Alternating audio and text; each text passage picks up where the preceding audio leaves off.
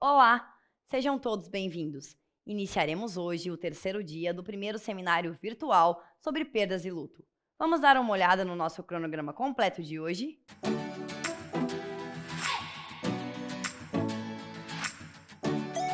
Viram só? Teremos tudo isso hoje.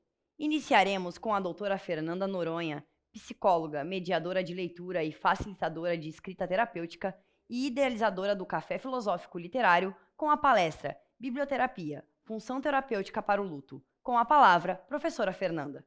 Olá, bom dia a todos e a todas que estão aí nos acompanhando, nos assistindo nesse congresso de perdas e lutos, o primeiro seminário, de perdas e lutos. Eu sou a Fernanda Noronha, sou psicóloga e quero desde já agradecer o convite aí de toda a equipe dessa plataforma de eventos, congressos virtuais, pela idealização do evento, pelo convite, por reunir tantos profissionais da área nesse momento em que a gente está precisando tanto falar sobre esse tema, Então, que a gente possa estar contribuindo aí junto com os colegas, com todas as pessoas que estão passando por necessidade de mais conhecimento e informação sobre esse tema nesse momento que a gente está vivendo.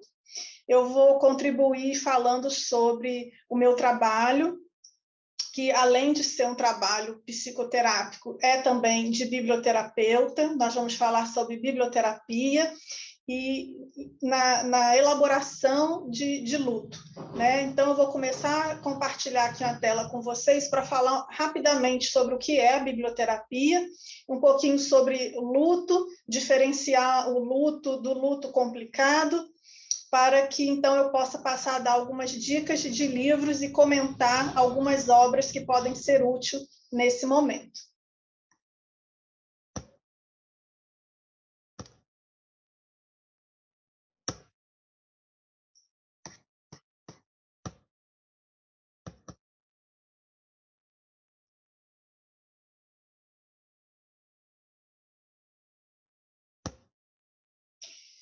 Sobre a biblioterapia.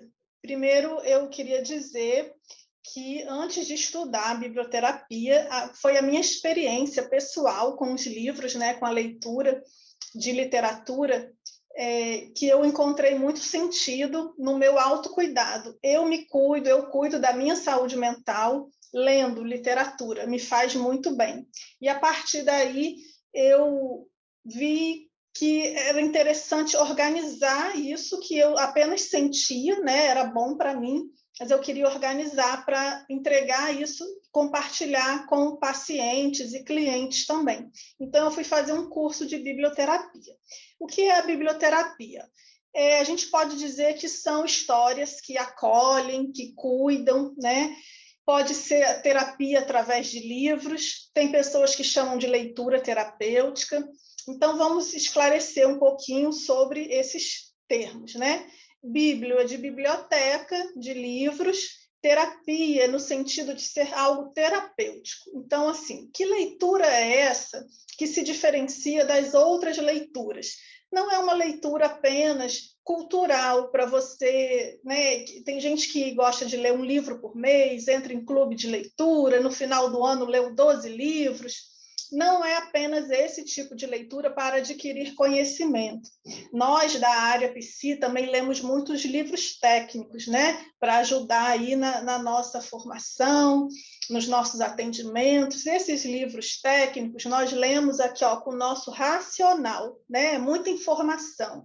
E nós estamos cada vez mais inovando, buscando informações. Então, esse lado nosso racional da mente tem sido muito privilegiado. E nós temos deixado um pouco de lado esse nosso lado aqui, o emocional, das emoções, das sensações, ler com o coração. Então, quando a gente está falando de uma leitura que acolhe, uma leitura que é como um colo para a gente, é onde a gente se sente acolhido, é uma leitura da ordem das sensações, onde a gente se acalma com aquela leitura, é uma leitura onde a gente se conecta com os personagens, às vezes a gente se identifica com o que o personagem está passando, a gente chora com eles, se emociona com eles, e geralmente são livros que marcam a nossa vida.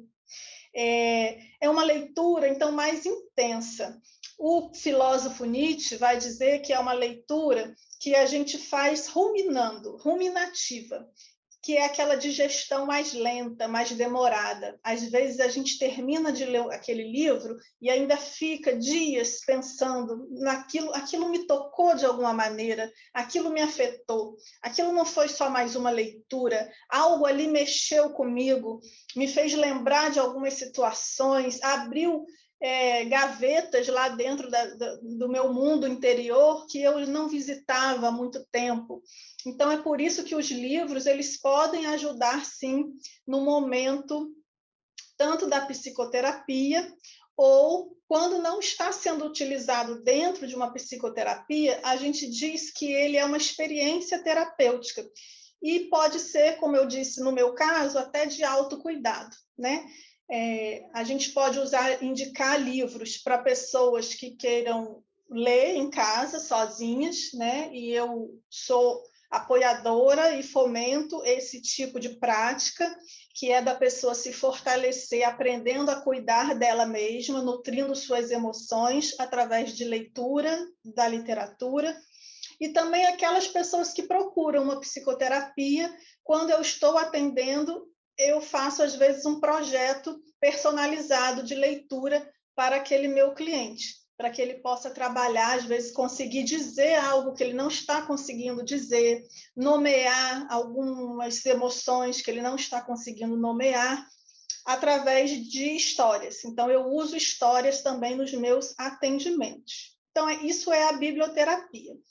Ela é um conjunto de saberes, ela não é da área da psicologia, ela é uma mistura de saberes. Tem profissionais da área de letras que estudam biblioterapia, tem profissionais também da área de biblioteconomia, tem a filosofia. Então, assim, ela pode ser tanto voltado para o desenvolvimento pessoal, educacional, pode ser usado em grupos, rodas de leitura em empresas, como também pode ser usada na clínica, ok?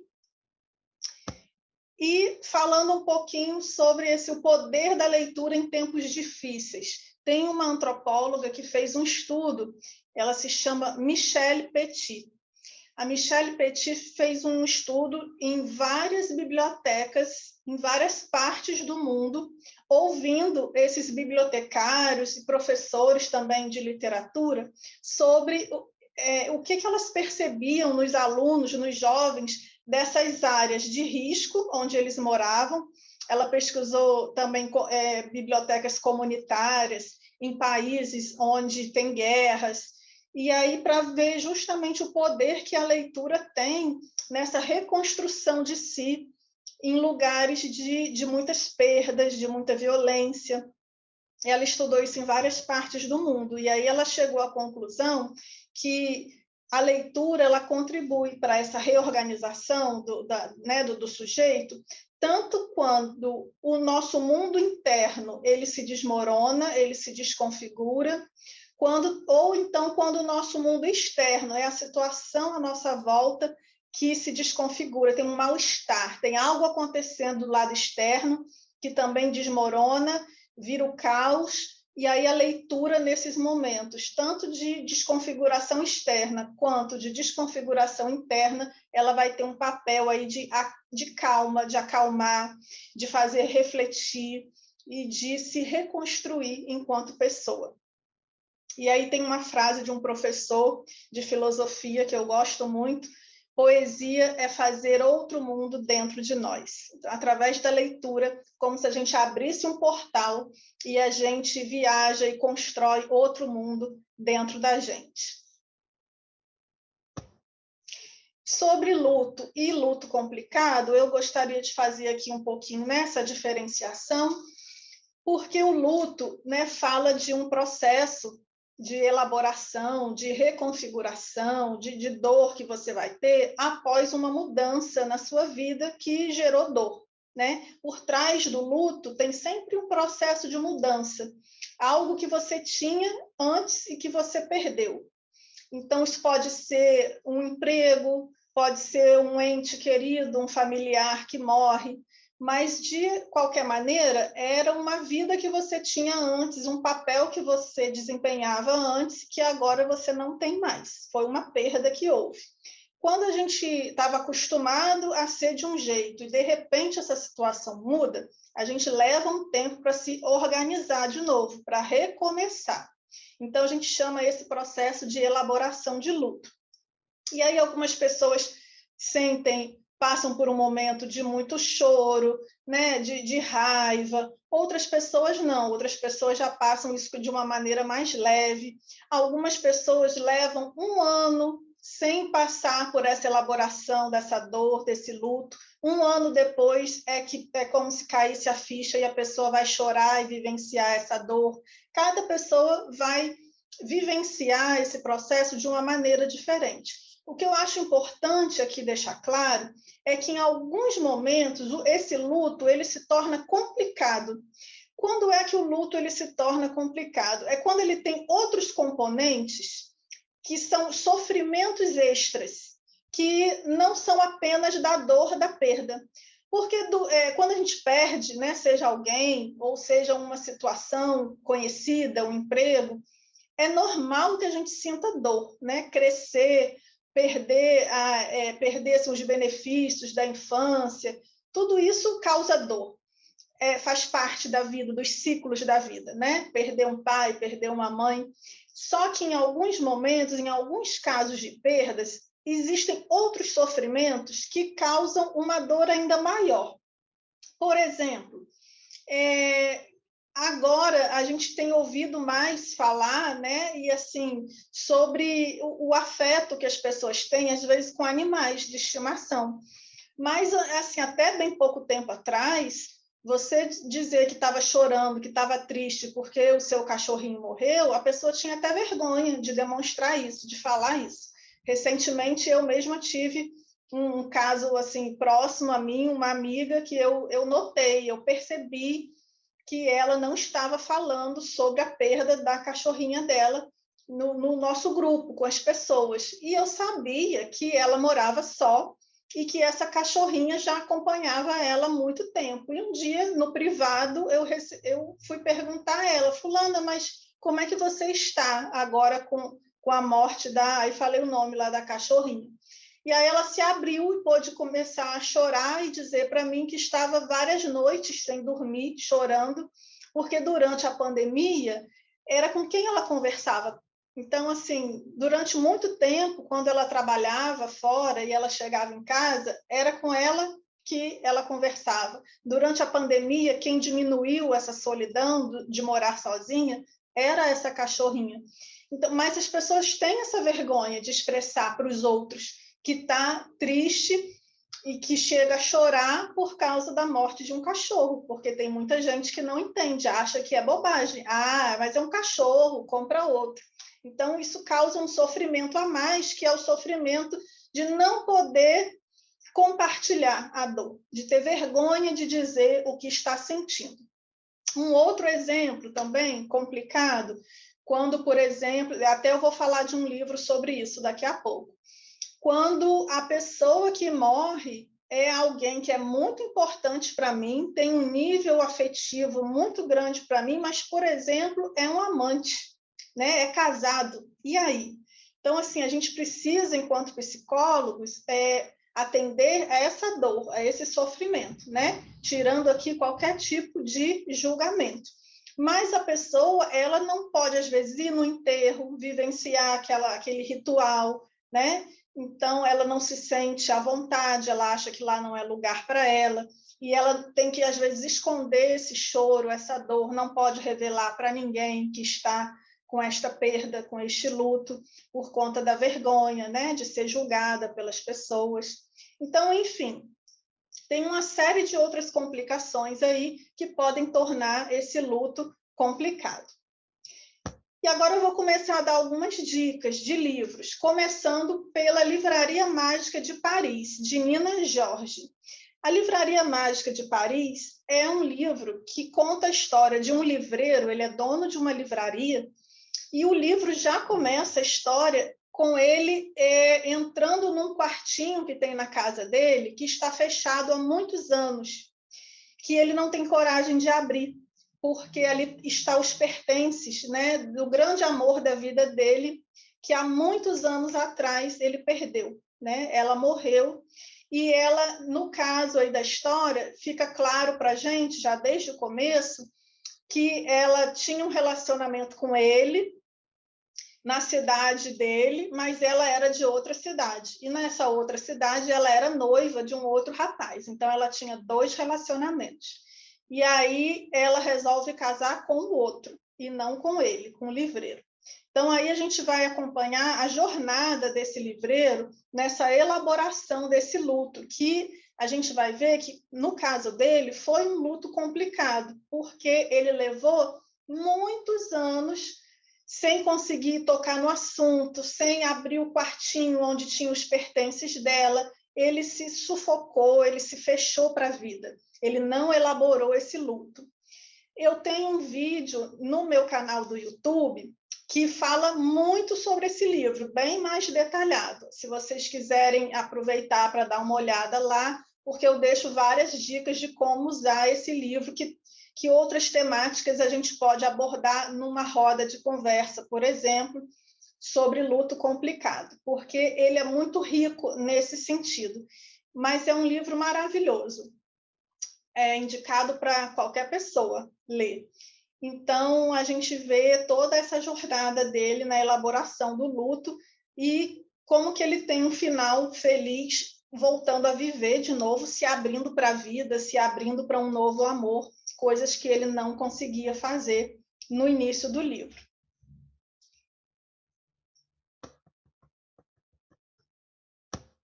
Esse outro livro aqui, chama O Verão Sem Homens, é da Ciri Hustvedt. Ele fala de um outro tipo de perda, né? É a perda através de um divórcio, de uma separação. Então, conta a história de uma mulher, que já no começo do livro, a história já começa assim. O marido, que eles já eram casados há muitos anos, e ela leva um susto quando o marido diz que vai sair de casa, e ela descobre que é porque ele está tendo um relacionamento com uma outra pessoa do trabalho. O que acontece? Esse divórcio, essa ruptura de relacionamento para ela foi um choque muito grande, a ponto de causar no mundo interno dela uma desconfiguração. Ela não ficou bem, ela precisou até ser internada, ela levou alguns dias internada, e quando ela sai do hospital, ela não consegue voltar a trabalhar, ela não consegue voltar a morar no mesmo apartamento que morava com ele. Então, a gente pode até ver um pouco de como se fosse um estresse pós-traumático, foi uma separação com trauma. E que a gente acompanha essa mulher em todo o processo dela de reconstrução de si mesma, de como é que essa mulher se ergue, se levanta de novo a partir desse divórcio que foi traumático, né? E como é que ela elabora esse luto dessa perda desse marido. Então, ela sai da cidade dela, ela pede licença do trabalho, vai passar um tempo que é um semestre, por isso o título do livro, O Verão Sem Homens, é o semestre do verão que ela vai para a cidade da mãe, e lá nessa cidade onde a mãe dela mora, ela fica convivendo com as amigas da mãe, que são todas viúvas, são todas idosas, moram numa vila só para idoso, e durante a semana, ela, para se ocupar, ela dá aula, oficina de poesia para meninas do fundamental, meninas de 12, 13 anos. Então, ela passa um verão inteiro, um semestre inteiro, só convivendo com essas 2 gerações de mulheres. As meninas, que estão se tornando mulher, e as idosas, que são as amigas da mãe, que já tem 80, tem uma que tem 90 anos. Isso é muito interessante, porque ela se situando no meio, ela faz reflexões com as que estão acima dela, mais experientes, que já viveram muita coisa, e as que estão começando agora, que ela também pode ajudar e refletir sobre esse ser mulher. É muito lindo esse livro, vale a pena também, é indicado para qualquer pessoa ler, mas fala sobre essa elaboração desse luto após a perda de um divórcio, através de um divórcio, né?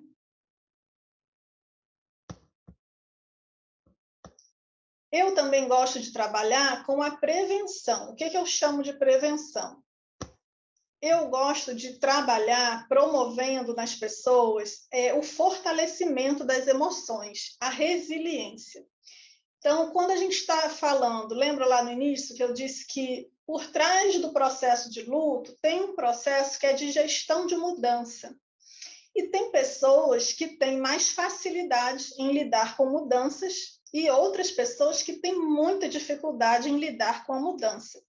Então, eu gosto muito de trabalhar com a resiliência. Resiliência é um conceito que vem da física, né? Que é um material, o que é um material resiliente? Que ele consegue ser afetado, ser machucado, né? Ele consegue ser transformado e depois ele consegue se ajustar e voltar ao normal de novo. Ele não se destrói, ele não se corrompe. Ele muda ali o material dele, a configuração dele, sob pressão, sob calor, mas depois que aquilo passa, ele consegue voltar ao que ele era antes. Então, isso é a pessoa resiliente, essa pessoa flexível, que consegue passar pelas tempestades da vida de maneira mais leve, voltando à sua vida, né, como era antes, depois que passa a tempestade. Ela consegue superar as adversidades da vida. E isso a gente consegue trabalhar antes que a pessoa tenha um encontro com a adversidade. Eu já vi depoimentos, por exemplo, de mulheres quando estão em tratamento para câncer de mama, algumas passam por essa perda também da mama, né? E eu já vi depoimentos, porque assim, a gente observa, tem pessoas que sofrem tanto nesse momento que tirar a mama é algo tão dolorido, né? Claro que é para todo mundo, mas algumas mulheres conseguem lidar com esse momento de forma muito mais leve e tranquila, como eu já vi. E aí eu vi o depoimento dessa mulher dizendo que ela já tinha feito tantos cursos antes de desenvolvimento pessoal, ela já tinha aprendido tantas técnicas de redução de ansiedade, antes de saber que ela tinha câncer, que quando ela recebeu a notícia do câncer, que ela viu que ela ia ter que tirar uma mama, ela disse que ela se preparou, foi um dia antes da cirurgia, foi para frente do espelho, tirou a blusa, olhou para a mama, se despediu da mama, disse para a mama que ela estava indo embora para que a saúde chegasse. Então, ela utilizou ali repertórios, recursos que ela tinha aprendido ao longo da vida, em cursos, né, em outros momentos que ela foi se fortalecendo, quando ela não tinha um problema para resolver. E aí, na hora que o problema chegou, ela estava mais nutrida, mais preparada para enfrentar aquela situação. Então, um dos livros que eu uso para trabalhar essa resiliência antes, né, como prevenção, para a gente ir nutrindo as nossas forças, para a gente desenvolver forças na nossa vida, é O Velho e o Mar. O Velho e o Mar é um clássico, né, do Ernest Hemingway, um autor norte-americano, e que o personagem principal é um pescador que se chama Santiago. Eu estava explicando lá no início que era a biblioterapia, né? E teve um rapaz que definiu, sem querer saber, sem ter a intenção de conceituar, ele definiu tão bem a biblioterapia que hoje eu passo a usar esse depoimento dele para explicar o que é a biblioterapia. Na roda de leitura sobre O Velho e o Mar, quando ele conheceu a história do Santiago, desse pescador, ele compartilhou com um grupo que ele tinha levado o Santiago para a casa dele. Ou seja, ele tinha levado o Santiago para a vida.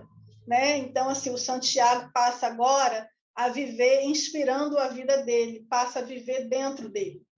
Então, assim, a gente pode dizer que uma leitura terapêutica é isso, é quando o personagem nos estende a mão. É quando a gente sente que não está sozinho. A gente tem um encontro ali, ou com o autor, ou com a própria história, ou com o personagem, que a gente sente mesmo que tem ali alguém com a gente não se sente sozinho. E aquela pessoa, ou aquele personagem, vira um amigo nosso que a gente leva para a nossa vida. E a leitura é capaz de proporcionar isso. Claro, aí eu sempre digo, né, para psicólogos que queiram começar a trabalhar com literatura, com indicação de livros, o essencial é que ele leia o livro antes de indicar para a pessoa. A gente não pode indicar livros para que alguém leia se a gente não leu. Então, para isso é importante que você forme a sua biblioteca primeiro. Eu chamo de biblioteca afetiva, porque são livros selecionados para afetar, né, tocar a vida das pessoas. Baseado nessa experiência de afeto, segundo o filósofo Spinoza. Para Spinoza, afeto é isso, é você ser tocado, ser atravessado por uma força, algo que vem com intensidade e que, assim como algo pode nos tocar e nos afetar, nós também podemos ser uma força afetiva na vida do outro. Nós também podemos afetar o outro, isso seja positivamente ou negativamente. Então, nós vivemos no nosso dia a dia com essa troca de afetos, né? Afetando, tocando, transformando a vida de pessoas. E nós podemos criar possibilidades para isso, criar ferramentas para isso, e o livro é uma dessas ferramentas. Como eu disse antes, ela é uma ferramenta de autocuidado também. Então, quando eu estou, por exemplo, trabalhando a resiliência, eu estou ensinando, né, aos meus clientes por exemplo, no livro do Velho e o Mar, a lidarem no mar da vida, que aí é uma metáfora do mar, né? Um pescador que sai para pescar em alto mar, e o mar significa o quê? Um mundo de incertezas, que é muito desse mundo que a gente está vivendo hoje, que além das mudanças serem muito rápidas, nós não temos certeza de nada. E lidar com as incertezas é algo que pede de nós muita coragem, né? Muita sensibilidade, calma. Então, nesse livro, a gente é capaz de trabalhar tudo isso. Eu fui além, né? E além da biblioterapia, de trabalhar com livros, eu fui percebendo que as pessoas, espontaneamente, depois que passavam pela leitura, elas começavam a querer escrever. Então, eu também aproveitei e fiz uma formação em escrita terapêutica, porque a escrita ela também vem como uma ferramenta de autocuidado para você extravasar a dor. Então, a gente também pode usar a escrita terapêutica após a leitura de um livro para elaboração de lutos e perdas também. Se vocês quiserem conhecer mais do meu trabalho, eu tenho um Instagram, que é o Café Filosófico Literário, onde eu dou dicas de vários livros que podem ser usados dentro desse formato terapêutico. Faço lá várias resenhas de livros e também faço lives, né? Então, assim, tem muito conteúdo lá no canal do Instagram. Se vocês quiserem deixar alguma pergunta aqui embaixo, eu fico aí acompanhando nos próximos dias para responder. Espero ter contribuído e que a gente possa sair dessa, todos nós, né, desenhando aí um mundo novo, mais resiliente, mais forte, tanto do lado externo como do lado interno também. Muito obrigada pela presença de todos. Gostaríamos de agradecer à professora Fernanda. Muito obrigada. Teremos um pequeno intervalo e voltaremos com nossos próximos convidados. Até já!